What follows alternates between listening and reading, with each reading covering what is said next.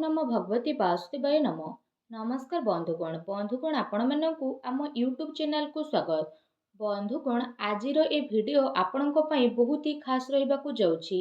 आपणक पई आमे कहिबु आगामी ए 2.5 दिन आपणकर किपरि साब्यस्त हेबो, केउ प्रकार ए 2.5 दिन को आपण विशेष भाबरे साब्यस्त करिवे, ता सहित केउ सब जिनिस रे आपणकु फायदा हेबो, केउ सब जिनिस रे आपणकु सावधानियता अवलंबन करबाकु पड़िबो, आपणकर लव लाइफ किपरि रहिबो, क्यारियर किपरि रहिबो, बिजनेस आ व्यापार किपरि रहिबो एवं ता सहित स्वास्थ्यर महत्वपूर्ण इनफॉरमेशन मध्ये आमे आपण मानकु देबु।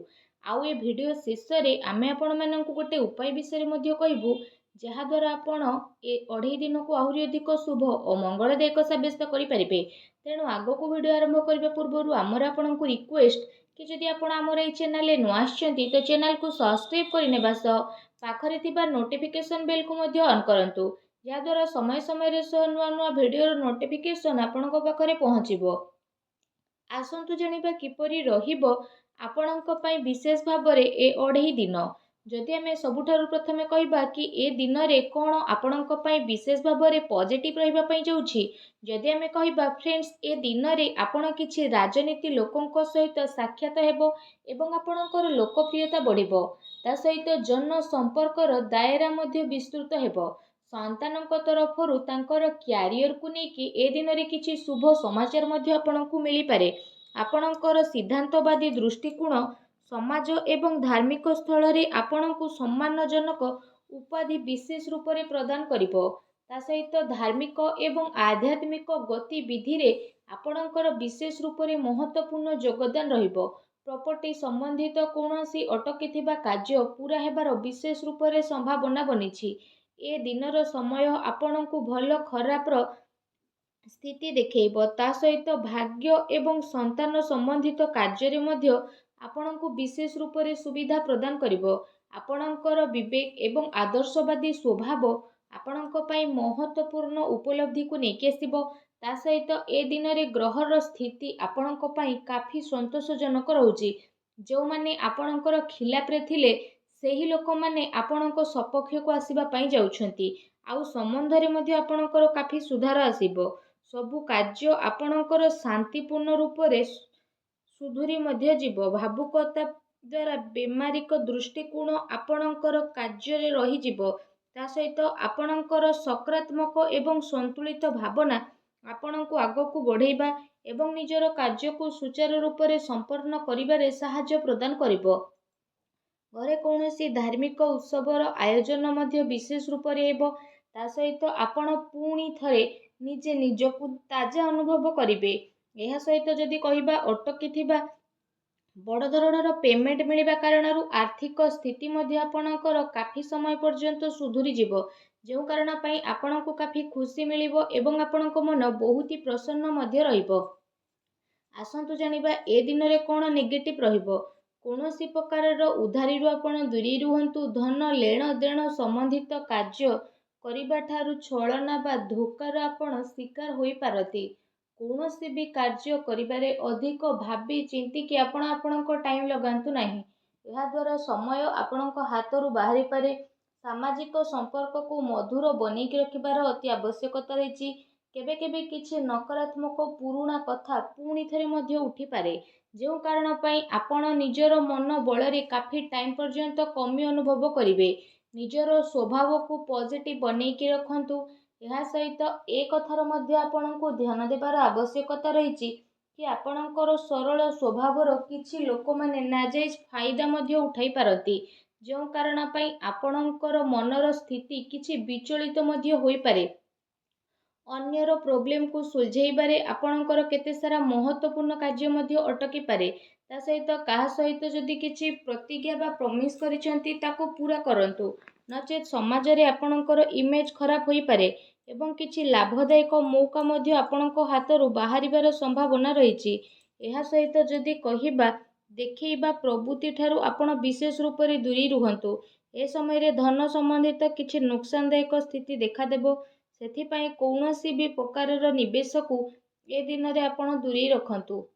संतान संबंधित विवाद रे मध्य ध्यान रखंतु कि भाईଙ୍କ सहित संबंध आपणकर खराब न हेउ। ପିଲାଙ୍କର ଗତିବିଧିରେ ଧ୍ୟାନ ରଖିବାର ଅତି ଆବଶ୍ୟକତା ରହିଛି। ତାଙ୍କର କିଛି ଭୁଲ ଆଦତ ବା ସଙ୍ଗତ ଆପଣଙ୍କୁ ପ୍ରୋବ୍ଲେମରେ ପକାଇପାରେ। ତେଣୁ ତାଙ୍କୁ ସକାରାତ୍ମକ କାର୍ଯ୍ୟରେ ବ୍ୟସ୍ତ କରିବା ଆପଣଙ୍କ ପାଇଁ ଅତି ଆବଶ୍ୟକତା ରହିଛି, ଯାହା ଭବିଷ୍ୟତ ପାଇଁ କାଫି ଲାଭଦାୟକ ସିଦ୍ଧ ହେବ। ଆସନ୍ତୁ ଜାଣିବା ଏ ଦିନରେ ଆପଣଙ୍କର ଲଭ୍ ଲାଇଫ୍ କିପରି ରହିବ। ଘରର ମାହୋଲ ଅନୁଶାସିତ ଏବଂ ଖୁସି ଭରା ଏ ଦିନରେ ରହିବ। ପ୍ରେମ ସମ୍ବନ୍ଧରେ ମର୍ଯ୍ୟାଦା ବନେଇ ରଖିବାର ଆବଶ୍ୟକତା ରହିଛି। ଆପଣ ଆପଣଙ୍କର ସମସ୍ୟାକୁ ସୁଲଝେଇବାରେ ଜୀବନ ସାଥୀ ଏବଂ ପିଲାଙ୍କର ପୁରା ସହଯୋଗ ରହିବ, ଯେଉଁ କାରଣ ପାଇଁ ଆପଣଙ୍କର ଆତ୍ମବିଶ୍ୱାସ ବହୁତ ଭଲ ରହିବ। ତା ସହିତ ଅତି ସମ୍ପର୍କୀୟଙ୍କ ସହିତ ମେଳ ମେଳାପ ଏବଂ ବୁଲାବୁଲିର ପ୍ରକ୍ରିୟା ମଧ୍ୟ ଆପଣଙ୍କର ହୋଇପାରେ, ଯାହାଦ୍ୱାରା ଘର ପରିବାରର ବାତାବରଣ ବହୁତ ଖୁସି ଭରା ଏବଂ ସୁଖଦପୂର୍ଣ୍ଣ ରହିବ। ଆସନ୍ତୁ ଜାଣିବା ଏ ଦିନରେ ଆପଣଙ୍କ ବ୍ୟବସାୟ କ୍ୟାରିୟର କିପରି ରହିବ। କାର୍ଯ୍ୟସ୍ଥଳରେ ନିଆଯାଇଥିବା ଠୋସ୍ ନିର୍ଣ୍ଣୟ ଆପଣଙ୍କ ପାଇଁ ବହୁତ ଭଲ ରହିବ ଏବଂ ସଫଳତା ମଧ୍ୟ ଆପଣଙ୍କୁ ଅବଶ୍ୟ ପ୍ରାପ୍ତି ହେବ। ଏ ଦିନରେ ମାର୍କେଟିଂ ତଥା ପେମେଣ୍ଟ କଲେକ୍ଟ ଭଳି କାର୍ଯ୍ୟରେ ଆପଣ ଆପଣଙ୍କର ଟାଇମକୁ ସ୍ପେଣ୍ଡ କରିବେ। ସେୟାର ରିସ୍କ ପ୍ରଭୃତି କାର୍ଯ୍ୟରେ ବିଶେଷ ରୂପରେ ଆପଣ ଦୂରେଇକି ରୁହନ୍ତୁ। ଆପଣଙ୍କ ସହିତ ଛଳନା କିମ୍ବା ଧୋକାଧଡ଼ି ମଧ୍ୟ ହୋଇପାରେ।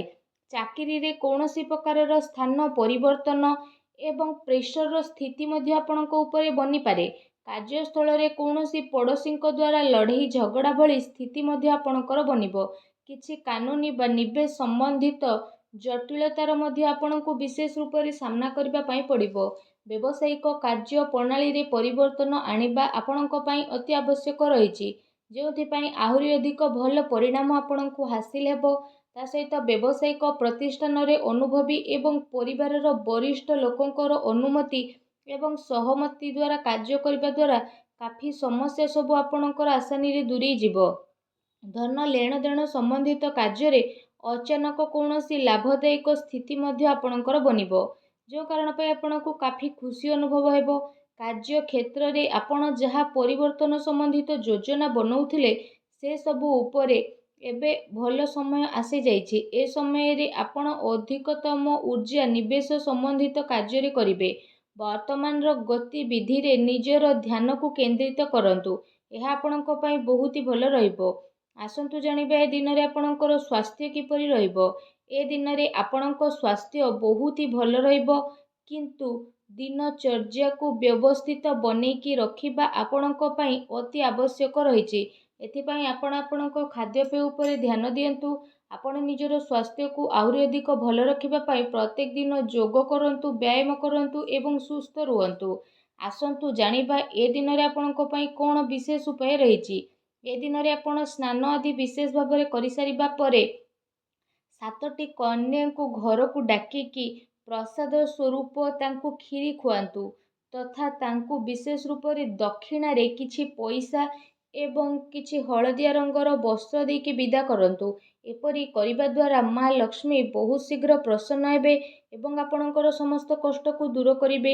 ଯାହା ବି ଆପଣଙ୍କ ଜୀବନରେ ପ୍ରୋବ୍ଲେମ ଚାଲୁଛି, ସବୁ ପ୍ରୋବ୍ଲେମର ଅନ୍ତ ହେବ ଏବଂ ଆପଣଙ୍କୁ ଶୀଘ୍ର ହିଁ ଶୁଭ ଫଳର ପ୍ରାପ୍ତି ହେବ ଏବଂ ଆପଣଙ୍କର ସମସ୍ତ କାର୍ଯ୍ୟ ମା ଲକ୍ଷ୍ମୀଙ୍କ ଆଶୀର୍ବାଦରୁ ବହୁତ ଆସାନୀରେ ବନି ମଧ୍ୟ ଯିବ।